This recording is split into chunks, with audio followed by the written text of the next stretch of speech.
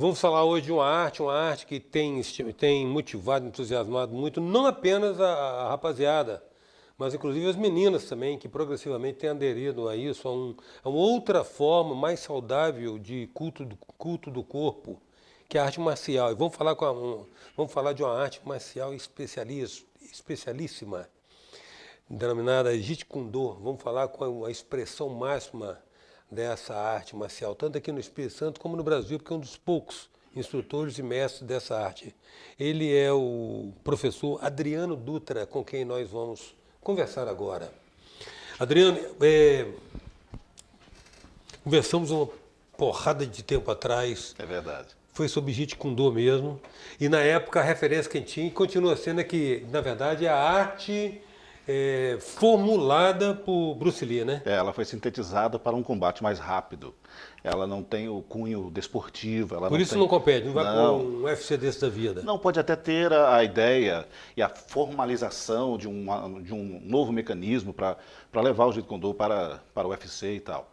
Ou até mesmo adaptar alguns conceitos teóricos sobre o Jeet Kune Do para os lutadores, porque a ideia do Jeet Kune Do, quando o Bruce desenvolveu, não era para competir, era para eliminar o adversário. Para ser eficaz. Independente do que tivesse em mãos ou da maneira que você estivesse. Um pouco dentro do espírito também do Krav Maga, né? Não é luta de combate, não é luta de competição. Não, é o luta Krav de Maga é resolução. defesa pessoal. É. A defesa pessoal ela consiste em reação. A reação só existe se houver uma ação, né, na teoria. Ok. A defesa pessoal seria isso. O Jeet Kune Do ele não tem a característica de ser defesa pessoal ou até mesmo de ser uma arte marcial. O Jeet Kune Do ele é uma ciência para confrontos reais. Só que como você explica isso? Poucas pessoas sabem o que é Jeet Kune Do e você não classifica como arte marcial, então fica mais difícil para as pessoas entenderem o que querem e o que buscam. Então, quando falamos em arte marcial e classificamos o Jeet Kune Do ali dentro, ela não está como uma ferramenta de defesa pessoal apenas, ou uma ferramenta para competição, ela transcende isso, vai muito além disso. Quantos anos você está lidando com isso? Eu estou com 48 agora, com carinha de 47, mas eu estou desde os 11 anos. Desde os 11 anos Motor eu de comecei a 48, treinar. carcaça de 4.4. É, então por aí. você- É mais ou menos, sendo muito gentil. Né? Mas Não, lutando pra caramba, você tem que ter em forma pra caramba. Você não é mestre? Vive dando seus pulos aí, dando seus socos. mas não dá. Aqui no Brasil a gente tem uma limitação muito grande para trabalhar com arte marcial e viver de arte marcial. Sei. Né? A gente precisa de ter desenvolver Você a está arte falando muito marcial. depressa, porque se você falar um pouquinho mais devagar, os telespectadores vão começar a identificar essa voz. Mas fica quieto, fica quieto. Então, aqui no Brasil, para a gente desenvolver o método, trabalhar com arte marcial, é muito complicado. É muito complicado porque você precisa ser principalmente competidor em alguma modalidade. No Entendi. taekwondo, no judô, no jiu-jitsu. Aí é uma relação de identidade e amor mesmo, né? Exato, Sem peguismo. exatamente. Né? Agora me explica, eu quero saber, porque eu acompanho um pouco da história do Bruce Lee. O Jeet Kune Do é uma evolução do Wing Chun? Eu não diria uma evolução. A evolução que as pessoas às vezes podem ser até pragmática, ela não existe. Na verdade, o que o Bruce fez foi desenvolver um mecanismo de luta para ele, porque ele achava que o Wing Chun poderia... ele treinou 7 anos com o Ip Man na China. Depois, aos 18, ele foi para os Estados Unidos e precisou de se virar. E ele só tinha $100, né? Todo mundo conhece a história dele. E ele precisava dar aulas. E ele precisava desenvolver um método que realmente fosse mais efetivo para ele. Só que as pessoas viam ele fazendo e queriam fazer igual. Então ele precisava de sparrings, ele precisava de alguém com ele. E ele começou a dar aulas. Mas ele não evoluiu o Jeet Kune Do. Ele desenvolveu um método de raciocínio próprio e que, na verdade, no início nem tinha nome. Ele chamava de o Kung Fu de Li Junfan, numa tradução livre, que é Junfan Kung Fu. Ele chamava de Kung Fu dele, porque como ele era um chinês dando aula de Kung Fu, ele poderia atrair mais alunos. É o que ele pensou. E deu certo. Ele começou a ter mais alunos, na época não podia dar aulas, os chineses lá não queriam que ele ensinasse a cultura chinesa para os americanos, entraram num confronto cultural Tô sabendo. enorme, mas ele conseguiu desenvolveu o método e conseguiu alunos, né? Mas a evolução é dentro do próprio Jeet Kune Do. Ele pegou, o Jeet Kune Do ele tem 3 alicerces fundamentais que desenvolveram a linha de raciocínio do Bruce. Primeiro, o Wing Chun pela efetividade, pela forma correta de analisar os ângulos de confronto. Depois ele percebeu que ele poderia melhorar a movimentação. Aí ele desenvolveu as movimentações de esgrima, que era para frente, para trás, com velocidade. Só que ele percebeu que indo para frente, para trás, ele se limitava muito a ficar numa posição só com o adversário. Então ele foi muito fã de Muhammad Ali e a maneira como ele se movimentava. E os footworks, que a movimentação, né, que o Muhammad Ali fazia, ele achava interessante. Então ele pegou os conceitos do Muhammad Ali, os conceitos da esgrima, os conceitos do Wing Chun e desenvolveu uma linha de raciocínio. Na época ele não tinha um nome específico e ele estava com o Dainosanto. E como a linha de raciocínio é fundamental do Jeet Kune Do é terminar a luta antes dela começar, você intercepta o adversário bem no início, Dainosanto sugeriu a ele colocar o nome de caminho do punho interceptor, que no chinês ficaria como a gente conhece, o Jeet Kune Do. E ele achou interessante. Depois tem Vem cá, ele abandonou aquele soco de 1 polegada, que é tão famoso? Não, o soco de 1 polegada também existem vários, né? Tem o One Inch Punch. No Punch. Jeet você tem esse soco? Temos. Tem? 1 polegada, sem distância, que é o No Wing Punch. Six Wing Punch, que é o de 6 polegadas de distância. A ideia do soco de 1 polegada é quando você está muito próximo do seu adversário e não tem distância para amar o golpe. Exatamente, o efeito de mola para fazer isso, né? Que no Jeet Kune Do não tem. E esse puxar, quando você puxa, você perde tempo. Então a sua mão está parada, de onde ela está, ela vai. E para você alcançar velocidade, para gerar impacto, você acelera para baixo. É como se você estivesse em cima de uma balança e sem se mover você joga seu peso para baixo. Quando você faz isso, você quase dobra, se não dobrar o seu peso, você quase dobra seu peso ali dentro, em cima da balança, sem tirar os pés. No Jeet Kune Do você faz isso. Quando você aplica o soco, no final do golpe, você joga seu peso para baixo, você faz uma pequena aceleração para baixo. E isso gera uma potência de impacto violentíssima. E é o que importa. É a maneira como você finaliza o golpe, não como você começa. Se você começa com 1 polegada de distância, com 6, com 1 metro, isso não é o problema. A presença hoje do professor de Jeet Kune Do, Adriano Dutra. Voltamos já.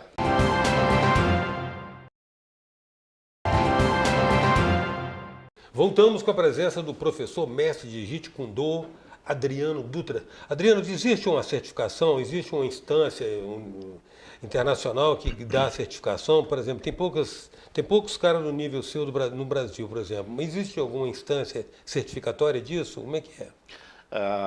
Para você dar aula em academias, você precisa ter uma certificação nacional. Os órgãos que regulamentam isso, né, as prefeituras, o governo, a Anvisa, tudo que regulamenta isso exige que cada profissional tenha um certificado reconhecido com tudo que precisa, com as leis vigentes no país. No Brasil nós temos a Associação Brasileira de Jeet Kune Do, que é uma das maiores da América Latina. E no Brasil, no mundo, nós somos representantes da Wednesday Night Group, que é formada por ex-alunos do Bruce Lee também, e fica em Los Angeles. Então, eu tenho a certificação da WNG, meu grande amigo Alexander Terra também, lá em Alfenas, Minas, também tem. Os outros professores da Associação Brasileira já foram convidados também, inclusive, para compor o corpo docente da WNG. E isso para nós tem uma significativa importância, porque é um grupo que não só conhece o Jeet Kune Do, mas estava lá quando tudo estava sendo construído. E de repente, esse grupo que ajudou a desenvolver o método, olha para os professores aqui no Brasil e fala: vocês pensam como nós, vamos certificar vocês, mas primeiro tem que vir até aqui, vamos ver como vocês trabalham. E aí a gente foi até lá. E em indo, voltaram qualificados e graduados. Não na primeira vez. Não, porque eles, primeiramente, não abrem, né? É da cultura deles, às vezes, segurar, né? O conhecimento é poder. Exatamente, Mas isso aí. deixa eu te falar, Adriano, existe assim, há uma prevalência, por exemplo, você tem o Muay Thai, você tem o que é uma variação do boxe tailandês, né? Existe uma prevalência de golpe no Jeet Kune Do? Você trabalha mais braço, trabalha mais chute, trabalha mais o soco, aquele soco. Você falou que você também faz o mesmo soco reto do Wing Chun, né? Sim, Faz o mesmo soco reto.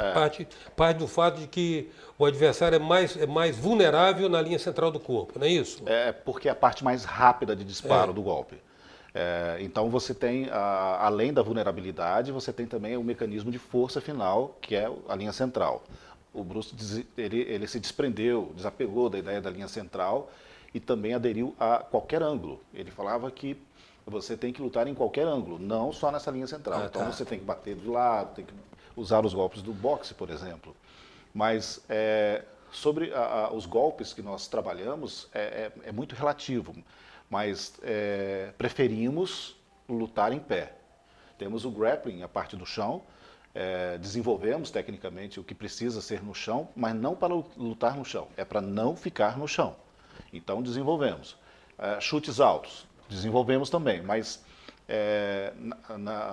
numa forma mais expressiva, a gente diz que um chute na cabeça, dependendo da distância que você está do seu adversário, é tão efetivo quanto um soco no pé. Então, se você estiver numa distância média do seu adversário, você não pode recuar para chutar. Bate nele com a mão mesmo. Então, usa as suas ferramentas mais eficientes que você tem naquela distância, naquele momento. Então, a gente trabalha todas as distâncias.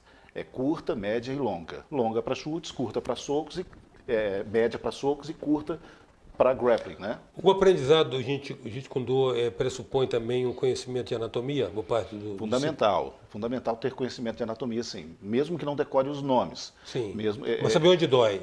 Exatamente. É bater onde dói. Eu falo com os meus alunos que, olha, bater para doer, a mãe da gente batia.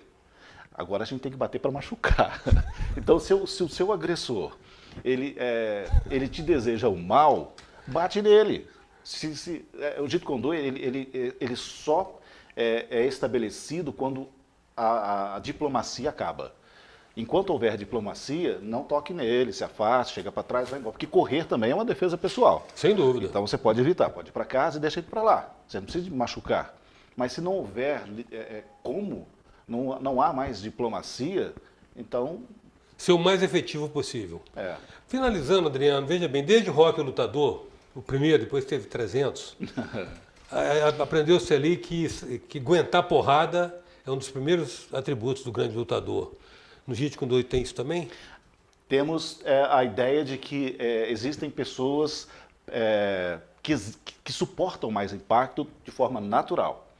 Mas existem pontos de pressão, pontos de contato, em que essa versão de que existem pessoas que suportam mais soco no queixo, mais soco ali, o assado, não existe, por exemplo. No queixo eu duvido. No queixo tem alguns ainda. Desliga o interruptor, desliga não?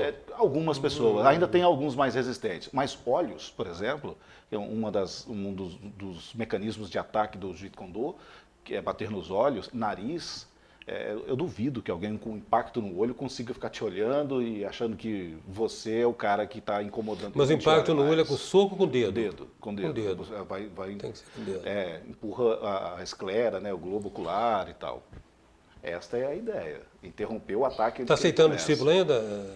No momento eu não. No momento não, porque o meu grupo está fechado, mas eu promovo todo mês aqui em Vitória, na Grande Vitória, na verdade, seminários. Então todo mês tem seminários. As pessoas podem me encontrar no Facebook, eu não tenho Instagram, mas me encontram no Facebook. E eu passo todas as informações para participar dos seminários. Mas para aulas semanais, por enquanto não, mas em breve eu terei. Mas é porque agora o grupo está muito fechado ainda. Agradeço muito, Adriano. Alegria falar com você. Eu que agradeço muito, muito feliz em te reencontrar. A presença do mestre de Jeet Kune Do, Adriano Dutra. Até já.